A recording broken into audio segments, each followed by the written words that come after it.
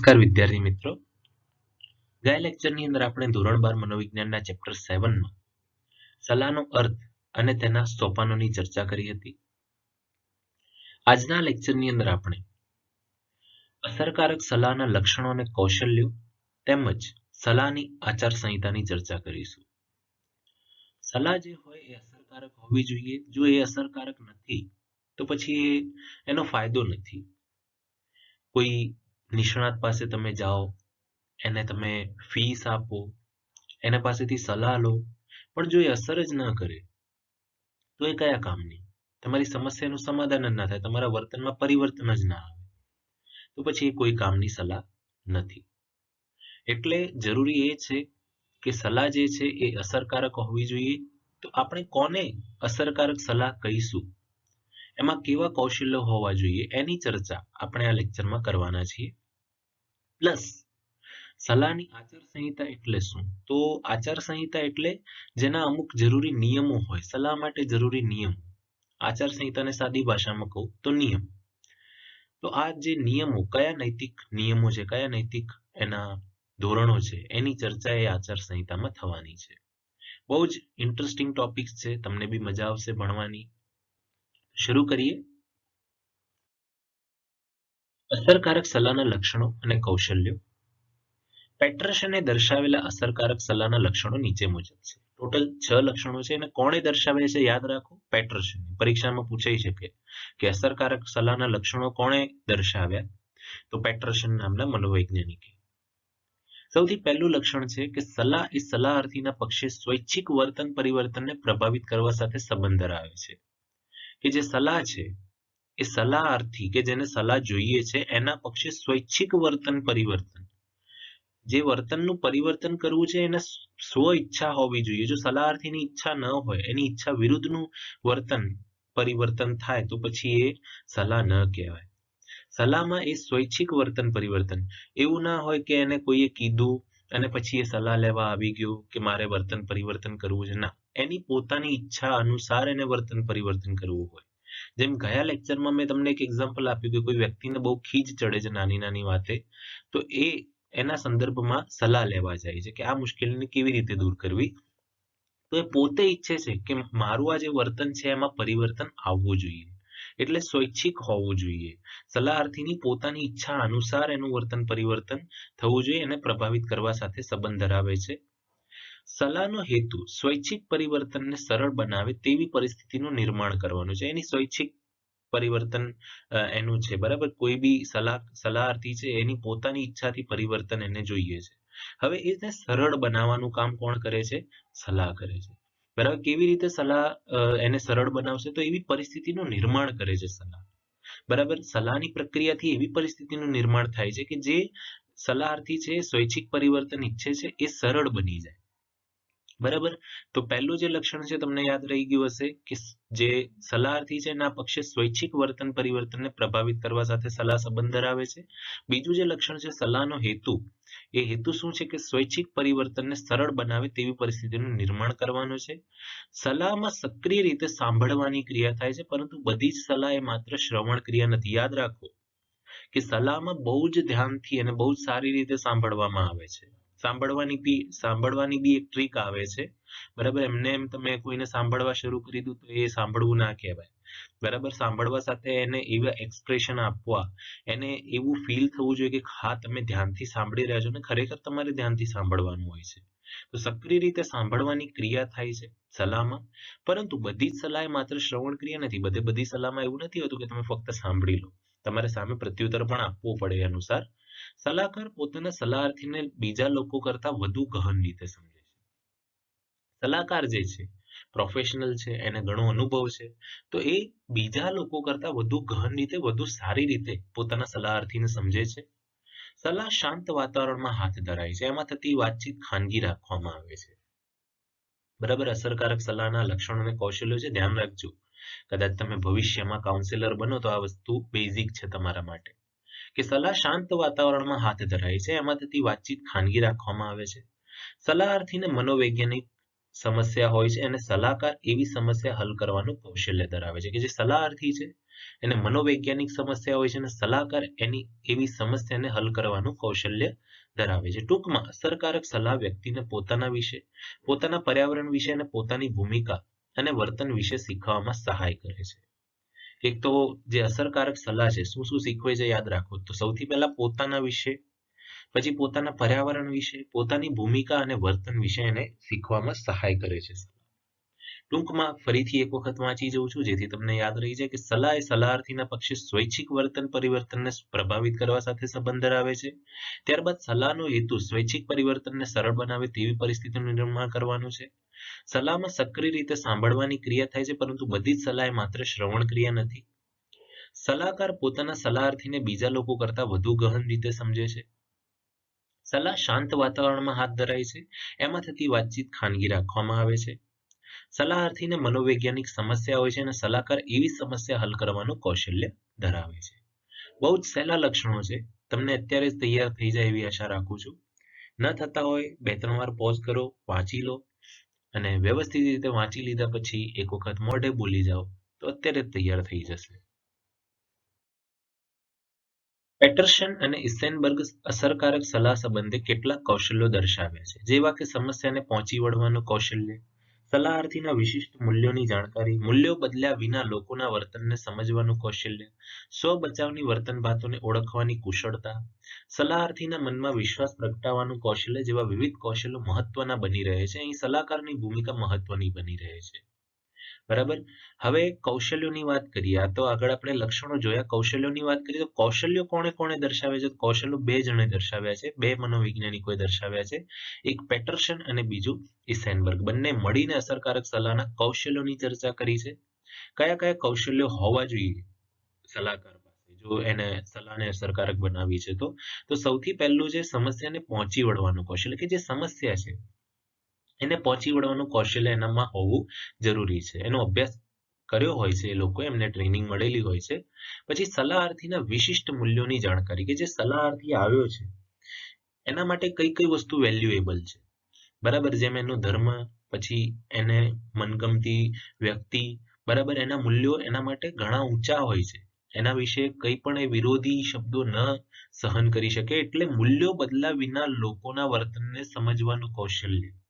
એના જે મૂલ્યો છે, જે એને એ જે વસ્તુને વેલ્યુ આપે છે, જેમ કે એના ધર્મને, એના રીતિ રિવાજોને જે વેલ્યુ આપે છે, એને એમાં કોઈ છેડછાડ નથી કરવી.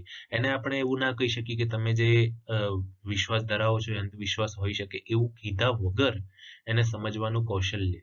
ત્યારબાદ સ્વ બચાવની વર્તન વાતોને ઓળખવાની કુશળતા. કે કદાચ સલાહાર્થી પોતાનો સ્વ બચાવ કરતો હોય, પોતાના સ્વાભિમાનને લીધે કે પછી કોઈ વાત છુપાવતો હોય તો એ વર્તન વાતોને ઓળખવાની કુશળતા. સલાહાર્થીના મનમાં વિશ્વાસ પ્રગટાવવાનું કૌશલ્ય. કે જે સલાહાર્થી છે એના મનમાં એક પ્રકારનો વિશ્વાસ પ્રગટે એવું કૌશલ્ય. જેવા વિવિધ કૌશલ્યો મહત્વના બની રહે છે. અહીં સલાહકારની ભૂમિકા મહત્વની બની રહે છે. બરાબર. તો આ કૌશલ્યો છે, બહુ ઇમ્પોર્ટન્ટ કૌશલ્યો છે. આમ અસરકારક સલાહ એ વૈજ્ઞાનિક તાલીમ, અનુભવ અને સલાહકારના વિશિષ્ટ કૌશલ્યોના પરિપાક રૂપ હોય છે. બરાબર. કે જે અસરકારક સલાહ છે એ વૈજ્ઞાનિક તાલીમ, સૌથી પહેલા તો તાલીમ એને વૈજ્ઞાનિક મળેલી હોવી જોઈએ, પછી અનુભવ અને સલાહકારના વિશિષ્ટ કૌશલ્યોના પરિપાક એટલે ફળ સ્વરૂપ હોય છે. કે આ ત્રણેય મળીને એક પરિપાક રૂપ એટલે કે ફળરૂપ એ અસરકારક સલાહ મળતી હોય છે. બરાબર. તો આ અસરકારક સલાહના લક્ષણો અને કૌશલ્યોની ચર્ચા થઈ. તો હવે વાત કરીએ સલાહની આચાર સંહિતાની. આચાર સંહિતા એટલે સાદી ભાષામાં કહું તો નિયમ. કોઈ પણ બિઝનેસ હોય, કોઈ પણ ધંધો હોય કે પછી કોઈ પણ વ્યવસાય હોય, એમની અમુક આચાર સંહિતા હોય છે. જેમ કે તમે કોઈ કાપડની દુકાન ઉપર જાઓ, ત્યાં તમને એક સેલ્સમેન કપડાં બતાવે છે, તમારો આદર સત્કાર કરે છે. તમે ગમે એટલી જોડી એમને કહો એ તમને બતાવશે ગુસ્સે થયા વિના. કદાચ તમે એમનું થોડું કામ વધારશો તો પણ તમારા ઉપર ગુસ્સો નહીં કરે. કારણ કે આચાર સંહિતા છે કે ગ્રાહકનું આદર સન્માન કરવું, રિસ્પેક્ટ આપવી. તો આ જે આચાર સંહિતા જેમ બિઝનેસમાં હોય છે એવી રીતે વ્યવસાયમાં બી હોય છે. દરેક વ્યવસાયમાં દરેક વિશિષ્ટતામાં હોય છે, જેને તમારે અહીંયા ભણવાની છે સલાહના સંદર્ભમાં. કે સલાહની આચાર સંહિતા શું છે. તો દરેક વ્યવસાયને એક યા બીજા સ્વરૂપે આચાર સંહિતા હોય છે. આચારસંહિતા એ વ્યવસાય અંગેના નૈતિક ધોરણો છે, બરાબર, કે કોઈ વ્યવસાય છે એના નૈતિક ધોરણો. નૈતિક એટલે શું? તો નીતિ વિષયક, સાચું શું અને ખોટું શું, યોગ્ય શું અયોગ્ય શું, એને નૈતિક કહેવાય. એટલે નૈતિક ધોરણો, બરાબર.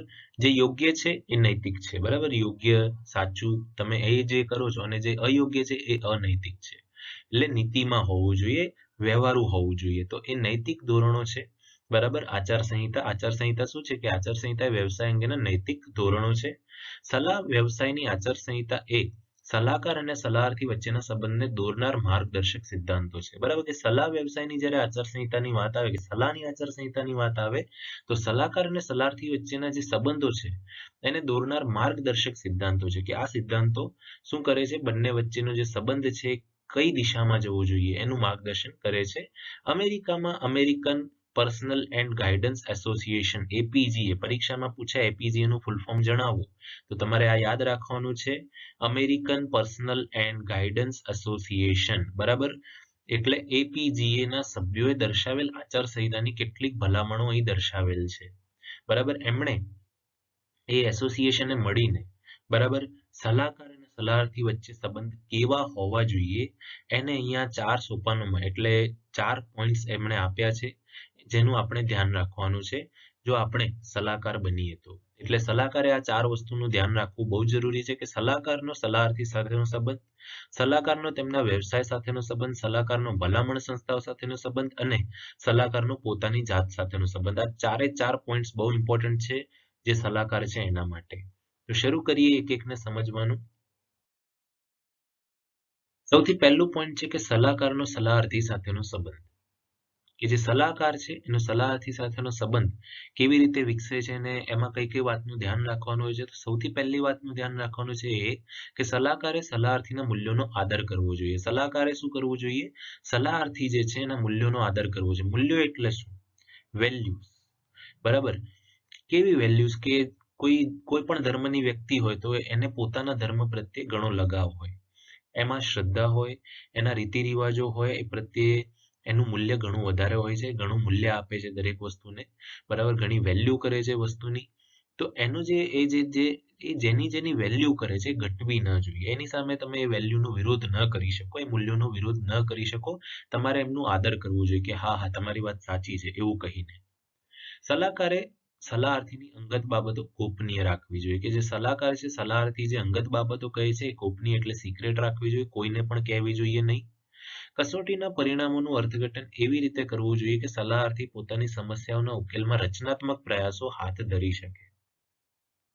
કે જે કસોટી છે, બરાબર, છેલ્લે કસોટી લેવામાં આવે છે, આખી સલાહની પ્રક્રિયા પૂર્ણ થાય ત્યારે મૂલ્યાંકન કરવા માટે જરૂરી કસોટી લેવામાં આવે છે, અને એના પરિણામોનું અર્થઘટન એવી રીતે કરવું જોઈએ જેથી સલાહર્થી પોતાની સમસ્યાઓના ઉકેલમાં રચનાત્મક પ્રયાસો હાથ ધરી શકે, બરાબર. કે એના જે પરિણામો આવે તો એનું અર્થઘટન એટલે કે એનો અર્થ એવી રીતે કાઢવો જોઈએ કે જેથી જે સલાહર્થી છે એ પોતાની સમસ્યાઓના ઉકેલમાં રચનાત્મક પ્રયાસો હાથ ધરી શકે. રચનાત્મક એટલે એવું કહી શકાય કે એમાં કંઈક રચી શકે, કંઈક સર્જન કરી શકે, બરાબર, સુધારો કરી શકે, પોતાના વર્તનને બદલી શકે, એવા પ્રયાસો હાથ ધરી શકે, બરાબર. ટૂંકમાં કહેવાનો મતલબ એવો છે કે એને એવું ન કહેવું જોઈએ કે તમે સુધરતા જ નથી.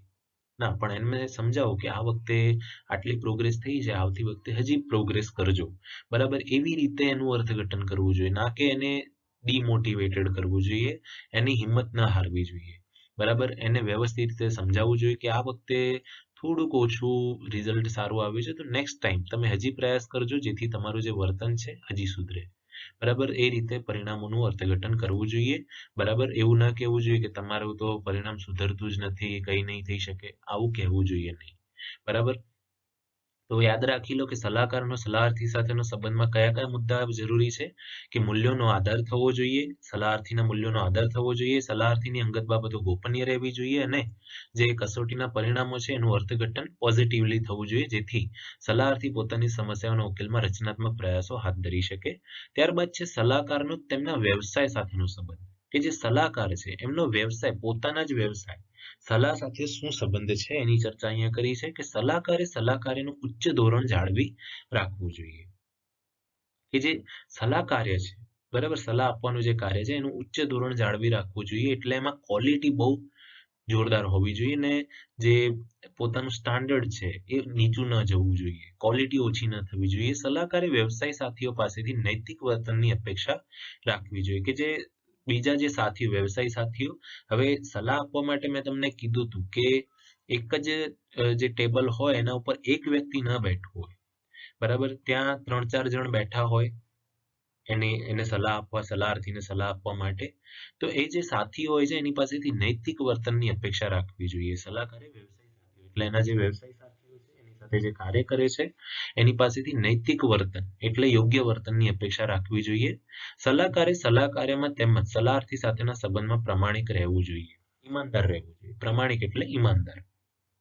એક તો સલાહ કાર્યમાં ઈમાનદાર રહેવું છે ને સલાહાર્થી સાથેના સંબંધમાં પણ ઈમાનદાર એને રહેવું જોઈએ, પ્રામાણિક રહેવું જોઈએ.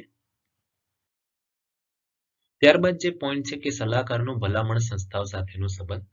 સલાહકારે જરૂર પડે યોગ્ય ભલામણો કરવી જોઈએ. હવે આ જે પોઈન્ટ છે સમજવાનો પ્રયત્ન કરજો. હું તમને પહેલા એક સિમ્પલી ક્લિનિક ડોક્ટરનું એક્ઝામ્પલ આપું કે તમે કોઈ ક્લિનિક ડોક્ટર પાસે જાઓ છો, ક્લિનિકમાં જાઓ છો અને પછી એ તમને કહે છે કે આ જે તમને રોગ થયો છે, બરાબર, એનું નિદાન હું ન કરી શકું પણ હું તમને ડોક્ટર સજેસ્ટ કરી શકું કે જે આ રોગ મટાડવામાં સ્પેશિયલિસ્ટ છે, બરાબર. તો તરત જ તમને એક પેજ ઉપર એ હોસ્પિટલનું નામ લખીને આપશે કે તમે આ હોસ્પિટલમાં જતા રહો જે તમને આ રોગનું નિદાન કરીને આપશે, બરાબર. તો ક્લિનિકલ ડોક્ટરે પોતાની ફરજ શું બજાવી કે તમને એક ભલામણ કરી, તમને એક વાત સમજાવી કે આ જે કાર્ય છે, આ જે રોગ છે હું મટાડી નહીં શકું પણ આ જે તમે ડોક્ટર પાસે જશો, આ હોસ્પિટલમાં જશો તો તમારો રોગ મટી શકે છે. તો આ ભલામણ કરી કહેવાય. તો એવી ભલામણ સાથેનો સંબંધ સલાહકારનો હોવો જરૂરી છે, બરાબર. સલાહકારે જરૂર પડે યોગ્ય ભલામણો કરવી જોઈએ. શું ભલામણો કરવી જોઈએ કે તમને જે છે મનોરોગ હોઈ શકે છે તો તમે અહીંયા રિપોર્ટ કઢાવી દો, એટલે એવું એને લખી આપવું પડે કે તમે આ જગ્યાએ જઈને રિપોર્ટ કઢાવો અથવા આ પ્રકારની હોસ્પિટલમાં જઈને પોતાનું નિદાન કરાવો. તો એ ભલામણ કરવી બહુ જરૂરી છે સલાહકારે. તો સલાહકારનો ભલામણ સંસ્થાઓ સાથેનો પણ સંબંધ હોવો જરૂરી છે. એને જાણકારી હોવી જરૂરી છે કે કઈ કઈ સંસ્થા કયા કયા પ્રકારના રોગોનું નિદાન કરે છે, કયા કયા પ્રકારના મનોરોગોનું નિદાન કરે છે, બરાબર. તો એ ભલામણ સંસ્થાઓ સાથેનો સંબંધ હોવો જોઈએ ને સાથે સાથે સલાહકારની ફરજ પણ બને છે કે પોતાના સલાહાર્થીને યોગ્ય ભલામણો કરે. ચોથું છે કે સલાહકારનો પોતાની જાત સાથેનો સંબંધ, કે સલાહકારે પોતાના ખાનગી જીવનના ભોગે સલાહકાર્ય કરવું જોઈએ નહીં, બરાબર. કે પોતાનું જે ખાનગી જીવન છે એના ભોગે સલાહકાર્ય ન કરવું જોઈએ, ફક્ત ને ફક્ત વ્યવસાય તરીકે જ એને સલાહકાર્ય કરવું જોઈએ, બરાબર. આ ઉપરાંત ભારતમાં national vocational and educational guidance એસોસિએશને NVEGA એનું શોર્ટ ફોર્મ છે, તમારે પરીક્ષામાં યાદ રાખવાનું છે કે NVEGA નું પૂરું નામ શું છે તો national vocational and educational guidance association દ્વારા ઈસવીસન 1980માં પોતાના સભ્યો માટે આચારસંહિતાની ભલામણ કરી છે. પરીક્ષામાં ભારતને લગતી જે આચારસંહિતાની ભલામણ આવે તો એને લગતી સંસ્થા કઈ છે યાદ રાખો, national vocational and educational guidance association NVEGA. એમણે ક્યારે આ ભલામણ કરી? 1980માં સલાહની આચારસંહિતાની ભલામણ કરી છે. તો વિદ્યાર્થી મિત્રો આજના લેક્ચરમાં આટલું જ.